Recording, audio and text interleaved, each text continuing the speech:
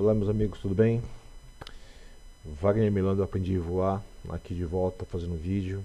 Não poderia deixar de comentar, apesar de ter dado boas festas a todos, mas evidentemente esse acidente aconteceu em Gramado com a aeronave, com uma família.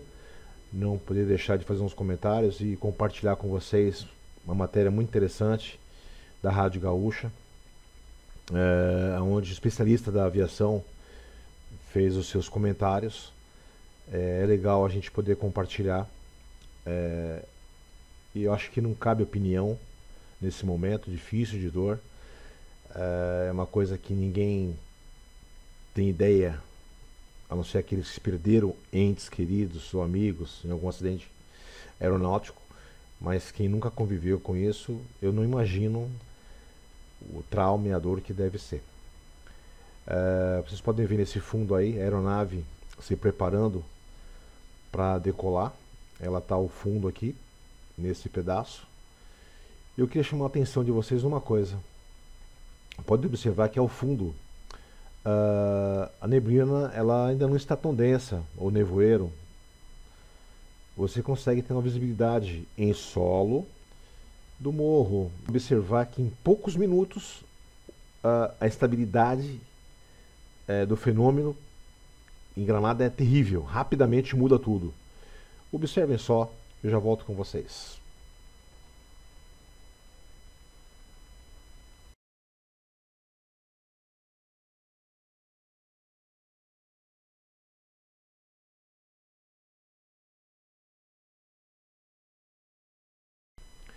Pessoal, olha a diferença da preparação da aeronave, do taxiamento, da preparação para decolagem e lambendo a pista, subindo. Olha a neblina ou nevoeiro, como os especialistas acharem melhor falar. Então a gente não está aqui para emitir opinião, e sim só para compartilhar algumas coisas que a gente aos poucos vai observando o que aconteceu. Agora em seguida nós vamos mostrar uma matéria Rádio Gaúcha. Óbvio, ela é de Rio Grande do Sul. Uma matéria completa, a qual eu dou crédito para ela. Vamos assistir essa matéria. Nós vamos conversar com um especialista em segurança de voo, examinador de pilotos, comandante Fábio Borilli. Boa tarde, Borilli. Boa tarde, Josimar. Boa tarde, Debona. Se é que podemos chamar de boa tarde. Né? Isso, exatamente. Pelas circunstâncias, sim, muitas imagens estão sendo distribuídas pelo WhatsApp, né, de momentos antes, no momento da decolagem, no momento do acidente. Acredito que o senhor já deve inclusive ter visto algumas dessas imagens. As condições de voo, ao que parece, não eram as mais adequadas para aquele momento, 9 horas e 15 minutos, por volta disso, lá em Canela. Do que o senhor já se apropriou de informações, o que é possível dizer? Desde o momento do acidente eu comecei a receber diversas ligações, inclusive porque eu habitualmente opero no aeroporto de Canela também, né? Hoje vale a gente frisar que é um aeroporto, não mais um aeroclube, né? Um aeroporto da Infraero. A pista recém passou por reforma, ficou excelente, mas é uma região muito complicada para a gente voar, principalmente quando o tempo não está em condições visuais ou condições ideais, com sol, digamos assim. Né? A gente tem muita elevação, muitas antenas na volta, e isso torna o voo muito perigoso ali. Na hora do acidente, recebi diversos vídeos, tá? Tem condição de afirmar que o fator determinante para esse acidente aí, quase que 100% de certeza, foram as condições meteorológicas, tá? O aeroporto, no momento da decolagem, encontrava-se fechado. A gente não pode dizer que o aeroporto tinha condições de voo visual, porque não tinha. Um voo visual especial, que seria uma permissão concedida, né, pelo controle de tráfego aéreo para você voar dentro de uma área terminal de 40 milhas. Você deveria ter pelo menos 3.000 pés, 3.000 metros de visibilidade horizontal e 1.500 pés de teto. Pelas imagens, não tinham 50 pés de teto. Né? Estava mais ou menos na altura do... Borilli, como é que se autoriza? Quem autoriza? O aeroporto fechado no momento? Mas aí eu acho que vem aquela explicação, né, Borilli? o aeroporto, ele informa aos pilotos que as condições meteorológicas não são as mais adequadas. Porém, a decisão de pousar ou decolar é do piloto, né? A decisão de um aeroporto não controlado, sim, é do piloto. Ali a gente não tem a estação meteorológica e também não tem uma torre de controle, né, que possa nos fornecer a autorização devida, como a gente tem em Porto Alegre, por exemplo. Então a gente tem algumas categorias diferentes de aeroportos, que tem aeroportos com torre, que tem controle, tem aeroportos com rádio, que é um serviço de informação de voo apenas, que ele informa as condições, mas a decisão já é do piloto, e ali a gente não possui esse serviço. Não possui o serviço que dá autonomia para o piloto decidir, então, o que fazer. Exatamente. Bom, a gente está falando de um aeroporto, então, confirmando, né, Borilli, que não tinha a torre de controle. A aeronave, ela é preparada para situações adversas como essa? A aeronave, ela é preparada para voar no voo por instrumentos, só que a gente tem... Logada para isso, caso, né? Isso, mas no caso dessa decolagem, por exemplo, a gente não tem uma carta de saída de voo por instrumentos. Então, isso é um mapa que a aeronáutica desenvolve, né? Com base nos obstáculos da região, com base numa rota mais livre e prevendo já uma possibilidade de uma pane de motor ou alguma coisa assim. Então, como não teríamos isso, ele não poderia, mesmo assim ainda haveriam mínimos, né, para utilizar essa carta, ele não deveria ter decolado ou não poderia ter decolado perante a legislação. O que diz, as condições pediam prudência da parte dele. As condições meteorológicas era de que ele deveria ter retardado a saída, então. Com toda certeza, não deveria ter decolado. Borilli, pelo tempo da decolagem, pelos vídeos que a gente teve acesso e o tempo da queda, o que pode ter acontecido? Você acha que ele pode ter tentado retornar? Qual é a leitura que você faz? Então, Debona, eu já visualizando os gráficos do Flight Radar, que é um aplicativo que rastreia as operações de voo por aí, né? É uma rede não oficial, tá?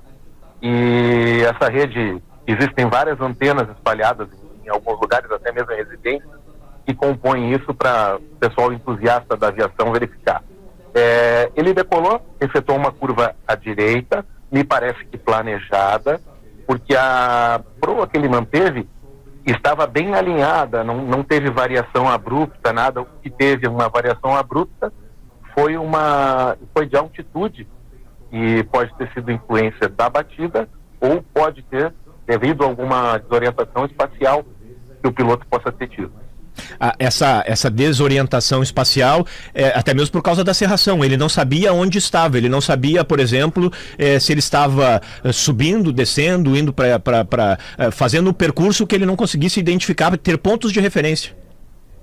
Perfeitamente. Quando a gente perde um dos sentidos, audição, visão, a gente tende a se desorientar, né? Então você deve exclusivamente prestar atenção nos instrumentos do avião, porque você tem ali no horizonte artificial um instrumento giroscópico, então aquele instrumento você tem que confiar. Por mais que a sua sensação fisiológica você entenda que esteja numa curva e ele dizendo o contrário, confia nele porque ele vai estar certo. Nós temos são informações muito importantes, né, Josimar? Sim, recuperando, sem dúvida. Né, o especialista Fábio Borilli. Primeiro, aeroporto fechado, sem torre de controle, nenhuma condição para voo. O piloto assumiu esse risco e minutos depois de ter decolado acabou caindo. E tem uma outra situação que para mim me chamou muito a atenção. As pessoas, quando ouviram o barulho, elas ouviram o barulho de algo caindo. Não houve um barulho anterior, não houve um problema. Barulho do motor. Como, por exemplo, pudesse indicar que a aeronave estava com algum defeito. Né? Houve o barulho já da queda. Reforçando o que o Fábio Borilli está nos dizendo, que ao que parece, o piloto pode ter se confundido e não necessariamente que o avião estivesse com problema, mas que poderia ter ocorrido uma falha humana nessa decolagem. É isso, né, Borilli?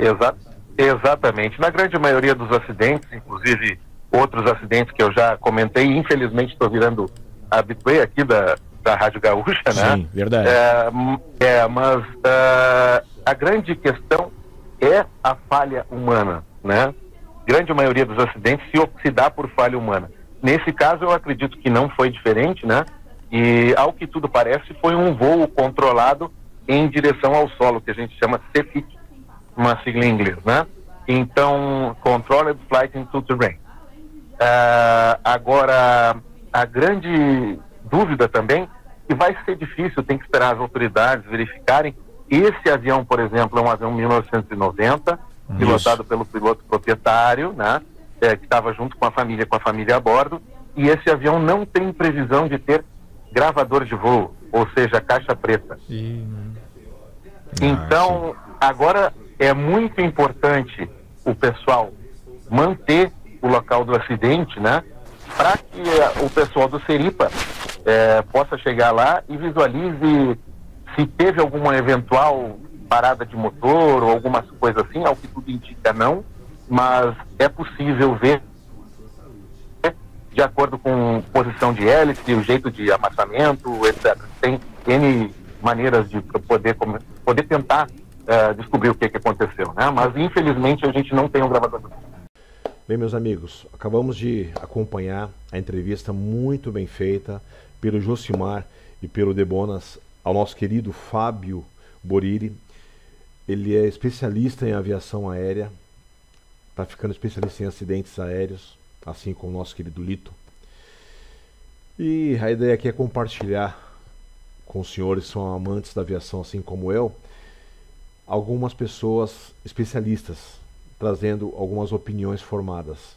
É claro, cabe às autoridades investigar e trazer o porquê aconteceu esse acidente. Nossas condolências aos familiares e amigos. Que Deus abençoe a todos. Feliz Natal, feliz Ano Novo para os seus familiares. E que ano que vem seja assim, de muita saúde, paz e muito amor no coração. Fiquem com Deus. Vem comigo.